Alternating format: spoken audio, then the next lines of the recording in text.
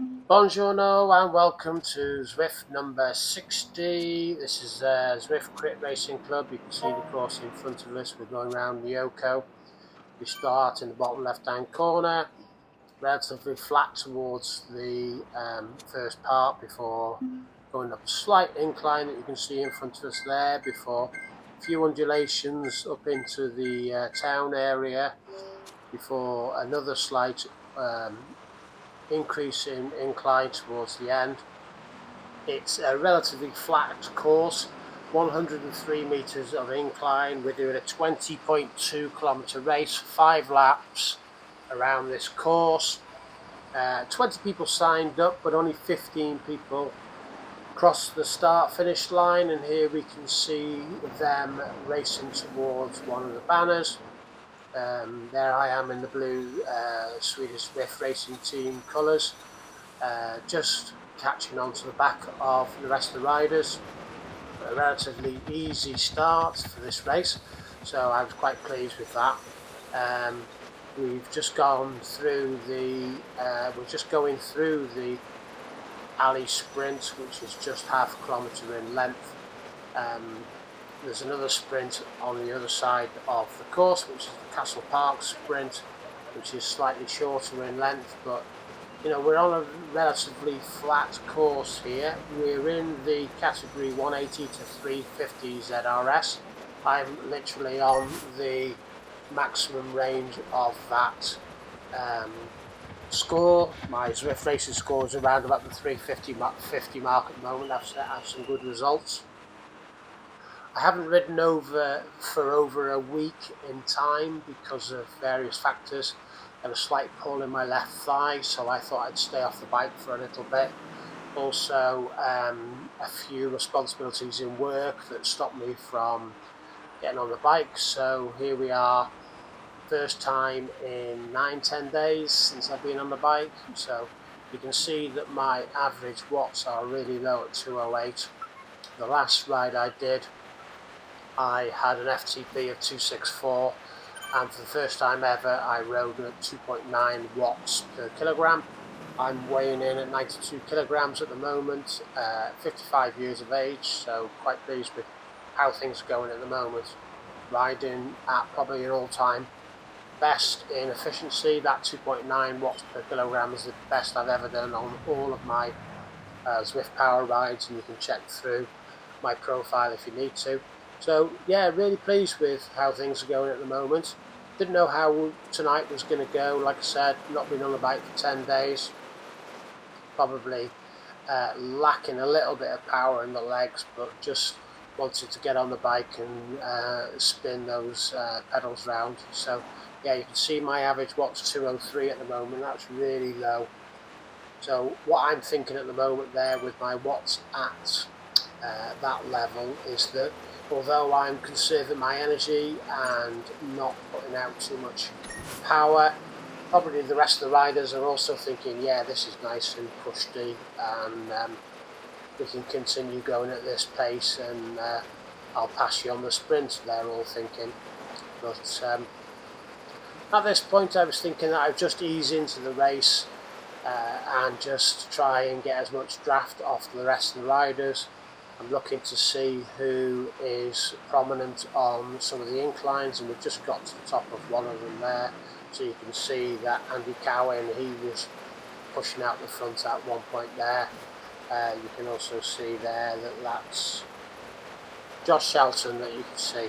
But so I've got a plan now that I'm looking at the riders now and thinking that 5 laps, not too much of it, too many hills. I've got good power in my legs. I'm right at the top of the category, so if there's any riders here amongst us that are similar, then they'll be competing with me at the front of the race. But I'm thinking that I will make a push for the finish line with just over a lap to go, with about 5-6 kilometers to go.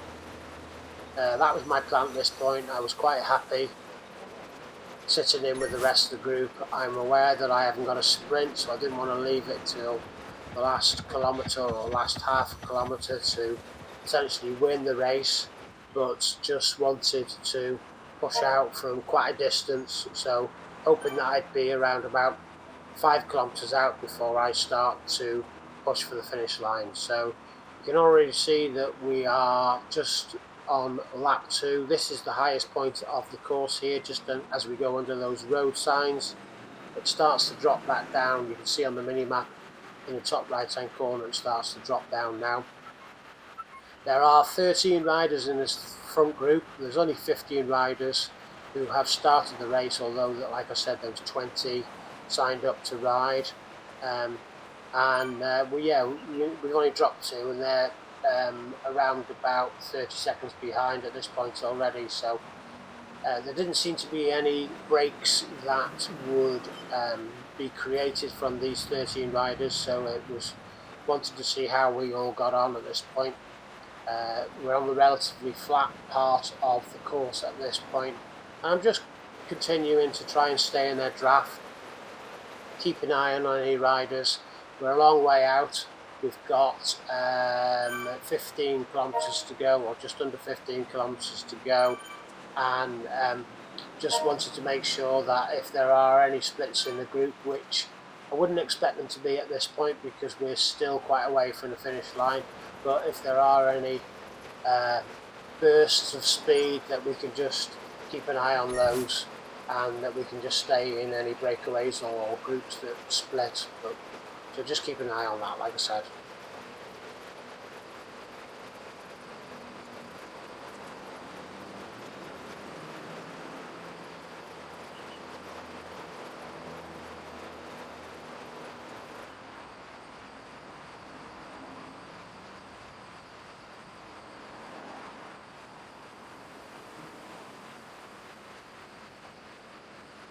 So coming up to the start-finish line here, it's all downhill towards the start-finish line. 3 laps to go, 12.5 kilometres to go, so just keep an eye on everybody. You can see my average watts are only 205, so it hasn't really picked up in speed or pace since lap 1, but just keeping an eye on anybody who wants to make a move. There you can see Sed Lunate just pushing forward, and also Sebastian Eriksson, and just covering any potential moves. I didn't there were no power-ups at that point. You can see that I've got the drafting boost at the moment. We only had 1 power-up per lap, which is on the other side of the course, and just making sure that I can keep an eye on anybody at the moment. So yeah, feeling really good. Average watts are really low. Heart rate, you can see, below 140 at the moment, so that's really positive as well. Just wanted to check on anybody putting in any power up here. There you can see that James Boakes is pushing on forward, but nothing really of any substance. Then you can see that Colin McCartney, he's just pushed through. But as we reach the top, you can see that James Boakes has carried on pushing through. So that's created a ripple effect where the rest of the riders are chasing him down. You can see Josh Shelton's, he's the main rider who's pushing out in front, and there's 4 riders out in front now, and they've already created a gap of 3 seconds.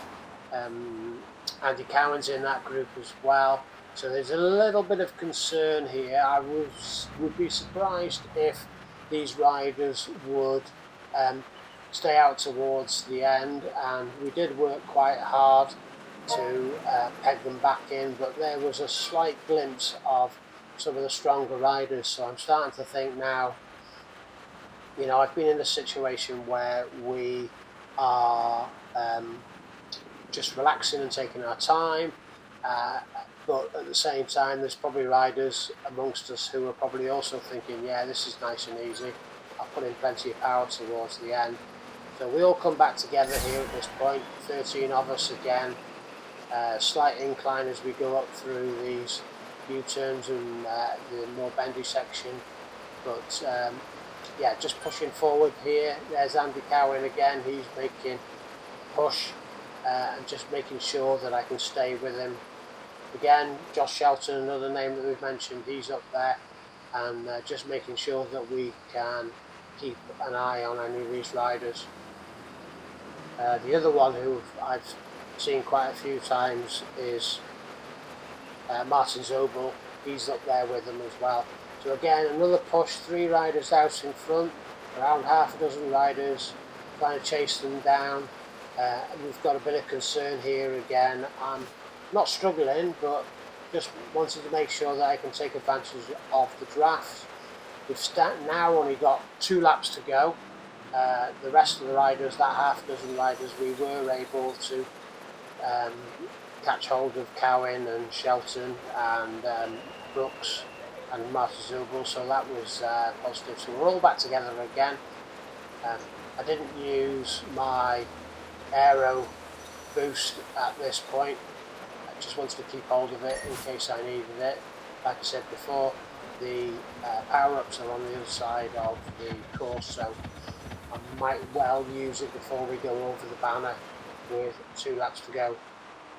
So I did say to you before that I was hoping that with 1 lap to go, so around about another 3 kilometres away, I would try and attempt to create a breakaway and push for the last 3, 4, 5 kilometres and try and hold out for the win. But well, I won't say but, because you potentially know what I'm going to say from here, but we'll just see how things go. We're still in that group of 13 riders, 6.6 kilometres to go. We're all bunched up, so that's really positive. No one really making a boost. You can see my average watts are steadily increasing.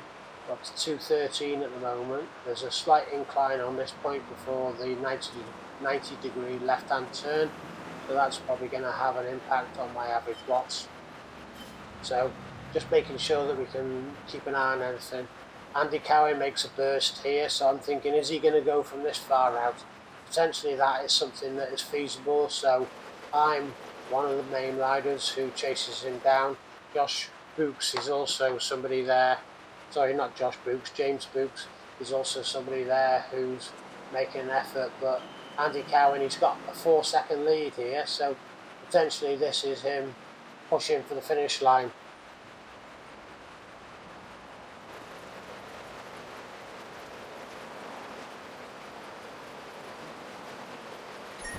So 5.3 kilometres to go. This was the point where I would have liked to have made that push through these undulations on the uphill. I would have liked to have done that push slightly before we went up this incline, but you can see that Andy Cowan and Josh Shelton have already made a push, but I do my push anyway, and I'm now starting to think that, well, if I put a bit of a burst in, maybe I can catch hold of the tail of the 2 riders in front of me, and rather than be in a breakaway, I can just catch hold of the tails of Josh Shelton and Andy Cowan. So yeah, that's the plan at the moment. Not what I'd planned, but we can sit with it. There's still a good distance to go towards the finish, 4.2 kilometres, but we've opened up a 3 or a 4 second gap to the riders behind us. So yeah, if I came in 3rd, that would please me, because there's a group of 13 riders at the moment, and I'd be really disappointed if all of these riders amongst us passed me. So if we can create a breakaway now, that would be really pleasing. But you can see the gap to the riders behind us is now back down to 2 seconds, and that's probably why at this point I make another burst and try and get away. But yeah, there's other riders now around us, like Statch.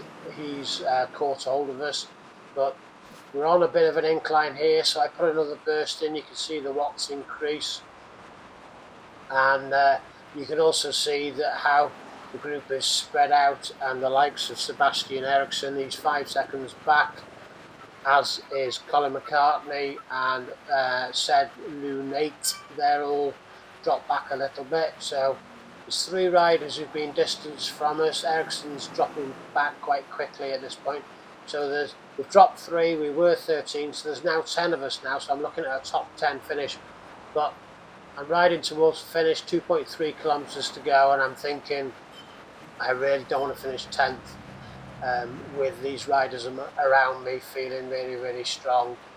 So yeah, 2 kilometres to go.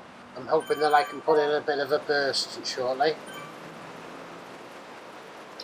But it's going to be a challenge because the pace has increased. I'll slow it down to normal speed just to put a bit of intensity into these last few kilometres. Andy Cowan back out in front again. Also Josh Shelton. I'm getting mixed up with the Joshes and the Jameses. But yeah, it's Andy and Josh out in front at the moment, going through the Castle Park sprint. 1.6 kilometres to go. We're all together, those last 10 riders. Sylvian, Richard, Lipken, he's also there. I've got my Aero Boost, and I take a gamble at this point, and I decide to pop my Aero Boost in an attempt that I will take advantage of another power up towards the end of the race. So 1.3 kilometres to go, 250 watts at the moment, and I'm thinking here as we go up these undulations and the incline, I'll put a bit of power down here now. But you can see that all the rest of the riders are still with us, and it's going to be a struggle to get to the end, but there you go, 450 watts as we get to the top of that incline. And now I'm hoping that I can extend the lead from the rest of the riders. You can see that Andy Cowan, he's been there and thereabouts all the way through the ride. Josh Shelton, he's just a second behind, but Sylvian Richard, he's in fourth and he's 2 seconds back. So are the 3 riders that I've just mentioned going to make that burst? I've not been able to sustain a breakaway because you can see that Josh Shelton's just gone past. Andy Cowan's right on my tail. The riders behind are only 2 seconds behind, but with only half kilometre to go, are they going to close that gap? Potentially they could do. I'm not a sprinter, so potentially they can catch us on the sprint. But here we are, 3 riders to go. I was surprised at this point that nobody had, at the 3 of us, had made a further increase in their power. Andy Cowan's out the front at the moment. Josh Shelton has sat in behind me. He's potentially going to make a burst for it. But with only 200 metres to go, nothing seems to be materialising, and it looks like it's going to be a sprint for the line. So I start to knock down some watts here. I'm not a sprinter, and I'm thinking, can I catch them? And right on the line, I just passed Andy Cowan, and Josh Shelton pops in 3rd place, and I take the win, which is a big, big surprise for me. Really pleased that I was able to do it. You can see that my heart rate is really high in the mid 170s. So really pleased that I got the win. Average watts 230. That's nothing spectacular at all. So I'll just take the win with a very tactical ride there. Conserved a lot of energy throughout the ride. My Zwift racing score after the race had increased up to 258, which is the highest it's ever been. I'm still trying to get my head around this Zwift racing score, so that's going to be an interesting conundrum to manage in the coming days, because I'm not going to be able to ride in the category of the Zwift Crit Racing Club of being under 350. So I'm going to be in the low end of a higher category. So potentially you're going to see me riding in the Cityscapes next week and riding in the category with a maximum ZRS of 390. So we'll see how that goes. But pleased that my Zwift racing score is increasing. Not a particularly impressive watts per kilogram race, but it was a first place. So if you're watching, Glenn King, who commented on the fact that I needed to lose weight so that I could get more viewers, I haven't lost any weight. I've put on weight, and I still had a win tonight. So pleased that I can discuss that with you in further detail. So please subscribe to the channel. Subscriptions have gone quite high recently. I know I haven't posted too many videos in the last 10 days, but hopefully I'll post another one over the weekend, and we'll get a few more people subscribing. So thanks for watching that. Hope you found it useful. Hope you can comment on the fact that I squeezed a win, and catch you all again soon in Zwift number 61. Cheers. Bye-bye. Whoa, hang on a minute, I've not done the results. 32 minutes and 38 seconds for myself over the finish line.